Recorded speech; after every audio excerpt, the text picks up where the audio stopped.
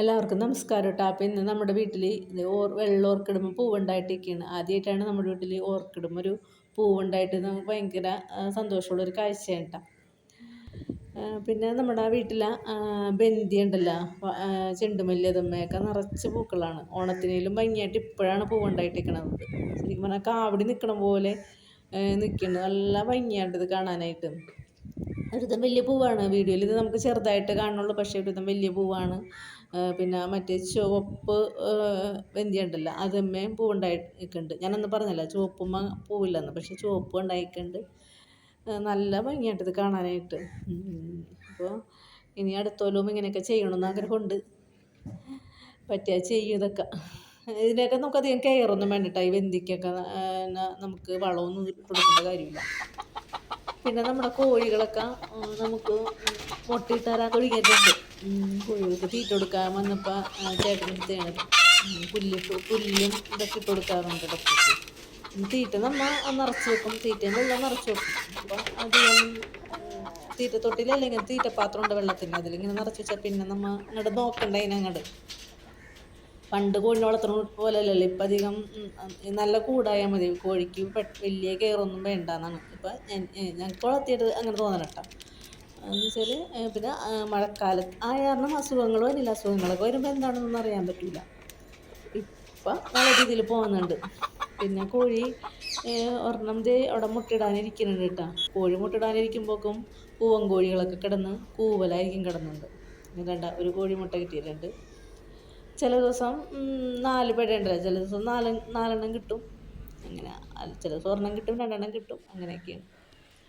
പിന്നെ എനിക്കിന്ന് കുറച്ച് പണികളുണ്ട്. എന്ന് വെച്ചാൽ ഞാൻ കാലത്തെ ബാക്കിയെല്ലാ പണികളും ചെയ്തിട്ട് ഇങ്ങനെ നന്നാക്കലുള്ള പണികളിലോട്ട് കിടക്കുകയാണ്. ഞണ്ടുണ്ട്, പിന്നെ ചാള വാങ്ങിച്ചിട്ടുണ്ടായിരുന്നു. ചാള വാങ്ങിച്ച് ഫ്രിഡ്ജിൽ വെച്ചിട്ടുണ്ടായിരുന്നു. അപ്പോൾ ചാള നന്നാക്കാനുണ്ട്. അപ്പോൾ ആദ്യം ഞാൻ ചാള നന്നാക്കി വെക്കാമെന്ന് ഓർത്ത്. ചാള ആകുമ്പോൾ പെട്ടെന്ന് കഴിയുമല്ലോ. അപ്പോൾ അതൊന്ന് കറിയാക്കി വെച്ച് കഴിഞ്ഞാൽ പിന്നെ ബാക്കിയുള്ളതെല്ലാം സാവധാനം ചെയ്യാമെന്ന് ഓർത്തിട്ട് ആദ്യം ഞാൻ ചാള നന്നാക്കി എടുക്കുകയാണ്. ചാള അധികം കുഞ്ഞിച്ചാളയല്ല കേട്ടോ, ഒരുവിധം വലിയ ചാളയായിരുന്നു. കുഞ്ഞിച്ചാളാകുമ്പോഴാണല്ലോ നമുക്ക് നന്നാക്കാൻ പാട്. പക്ഷെ കുഞ്ഞിച്ചാള നമ്മളിങ്ങനെ പീര ഇട്ട് വെക്കുമല്ലോ, അത് നല്ല ടേസ്റ്റാണ്. ആ ചാളക്ക് പക്ഷേ വലിയ ചാളനേലും ടേസ്റ്റും ഉണ്ടാവും കുഞ്ഞിച്ചാളക്ക്. എനിക്കതാണ് കൂടുതൽ ഇഷ്ടപ്പെട്ടത്. പിന്നെ ഞണ്ട് നന്നാക്കണ ഒരു ഷോർട്ട് ഇട്ടിട്ടുണ്ട് കേട്ടോ. ഞണ്ട് ഇങ്ങനെ ചകിരിയും കൊണ്ടൊക്കെ എടുത്ത് ക്ലീൻ ചെയ്തെടുക്കണം. അപ്പോൾ നമുക്ക് പെട്ടെന്ന് ക്ലീൻ ചെയ്ത് കഴിയുമല്ലോ.